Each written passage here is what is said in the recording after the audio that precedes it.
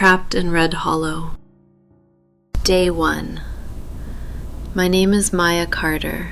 I checked into Red Hollow Memorial Hospital because of the migraines, the kind that feel like someone pushing a hot nail behind your eyes. They assigned me a bed on the 7th floor, 4 beds in the room, a huge window facing a park, and a white memorial stone right in the center of it. My roommates were Harper, tall, pale hair, incredibly bright green eyes. Mateo, broad-shouldered, dark-skinned, charming in an effortless way. Ethan, blonde surgeon, here on medical leave, for exhaustion, he joked. We talked, we laughed, pretending everything was fine. That night, we watched a ridiculous old horror movie. Fake blood, loud screaming, fun distraction. Back in our room, a young nurse came with extra injections. Just something to help you rest, she said. We didn't question it. Sleep hit like a switch being flipped off. Day 2, I woke up alone. Harper's bed, empty. Mateo's bed, empty. Ethan, gone. The window was drowned in thick gray fog, like someone erased the world outside. Lights were off, except a faint, dirty glow from the hallway. Something was wrong. Very wrong. The corridor looked longer.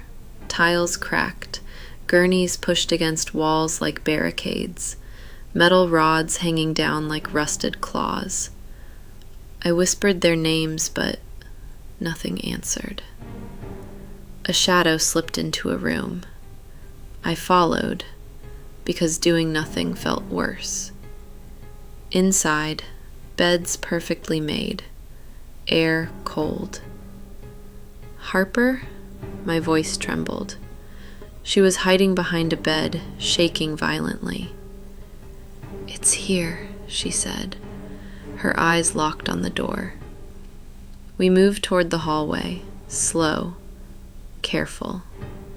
A tall shadow stopped behind the frosted glass. My pulse hammered painfully. The handle turned. Mateo's whisper, "Maya? Harper?" Relief washed through us, almost painful. We hurried back toward our room and saw a nurse step inside. We ran after her. She stood by the window, staring into the fog. "What happened? Where is everyone?" She turned. Her skin, swollen blue. Mascara melted into black rivers, where eyes should be only deep, dark holes. Silence slammed down like a wall. I opened my eyes to bright lights. A real nurse stood over me. Harper, Mateo, and Ethan watching me like they'd seen the same nightmare. We didn't say it out loud, but all thought the same. We saw her too, didn't we? Day 3. Doctors blamed stress, sedatives, movies messing with our brains. The brain fills in blanks, they said.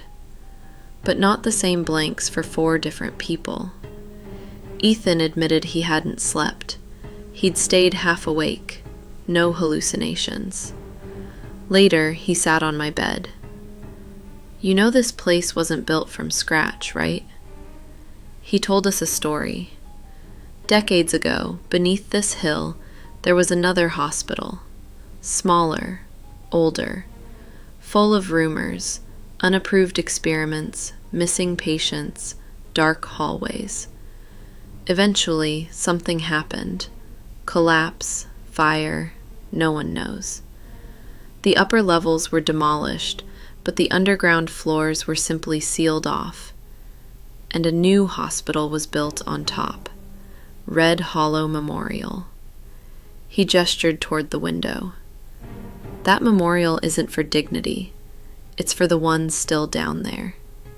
He smirked, called it an urban legend, but his smile didn't reach his eyes. That night, the nurse came again with the injections. We hesitated, but gave in. Lights off. Darkness. Day 4. Morning sunlight, birds, people moving in the halls. For a moment, we believed everything was fine. Then the silence came back. No meds, no staff, no sounds. We stepped into the corridor. Every other room, empty. Beds made, untouched. We wandered, confused, panicked, until we found a wheelchair jammed against a wall. Motor humming, wheels spinning. A woman slumped inside. "Ma'am?" Ethan asked. She didn't move. Mateo gently touched her shoulder. Her head tipped back. Her eye sockets were empty. Harper screamed, a raw, tearing sound. We ran. In the security room, monitors from all 11 floors showed nothing. No staff, no patients. Only flickers, shadows. On a wall, flashlights, radios, one stun gun, one real handgun. We took everything. "We find the lobby," Mateo said. "Now." Stairwells, welded shut, even fire exits. Elevator, our only chance. Harper fought us, but we forced her inside. It shuddered, stopped between floors, lights flickered. Then, doors opened on darkness. The TV turned on by itself, static shrieking. Lights, stuttering. A figure howled as it stepped out of a wall. We ran. We broke apart, hallways collapsing. I lost them. All of them. Somewhere far away, I heard screaming. Maybe mine. Day 5, I remember standing at a barred window. Fog pressing against the glass like something trying to get inside. My head felt like it was being split open. Then, Maya. I spun around. No one. "Help me." Harper, her voice, calling. I followed it. A single room, one bed, a tall mirror, a ring of keys resting on its ledge. "Maya." I reached. The reflection began to ripple. 2 white hands emerged in the reflection, reaching for my throat. They touched my temples and visions exploded. Old concrete tunnels, patients strapped down, screams drowning underwater, fire eating oxygen, bodies buried alive under collapsing ceilings, death layered under our feet.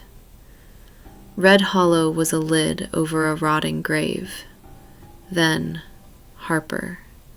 Standing in ankle-deep water in those tunnels, she smiled, beautiful, broken, and held out the keys. "Go. Tell them we're still here." Glass shattered, and I collapsed. Morning light, real morning. Ethan and Mateo shaking me awake. We fled, signed whatever papers they shoved at us, left without looking back. Epilogue. I researched. Everything Ethan said was real. There was an older hospital. There were unexplained deaths, disappearing patients. The memorial in the park? For them. 1 year later, Red Hollow Memorial was demolished. Structural failure, they said on the news. Dust rose like smoke over a grave. But sometimes at night, I still hear, "You left me." And the strangest part? The records. Our room's admission log listed only 3 names: Maya Carter, Mateo Ruiz, Ethan Blake. No Harper, ever.